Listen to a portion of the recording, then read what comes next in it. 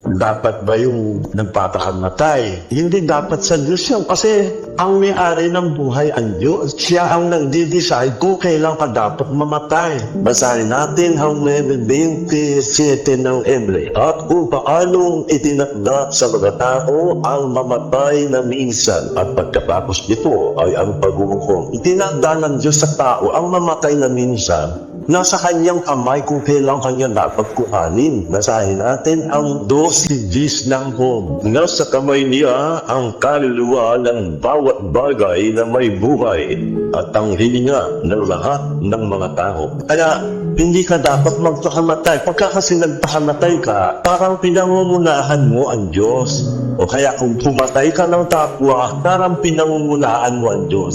Halimbawa, may kaaway ka, huwag mong papatayin. Huwag kang papatay ng kapwa. Merong kamatayang darating doon. Kaya lang, ang Diyos ang magtatakda at hindi ikaw. Yun ang sinasabi ng Biblia na aral tungkol dyan sa pagsusuicide o pagkitil sa sariling buhay. Ano ba ang pwede nating maipayo sa mga taong may suicidal tendency? Matakot kayo sa Diyos. Yun ang payo dyan. You do not own yourself. You do not own your life. Salamat sa Diyos.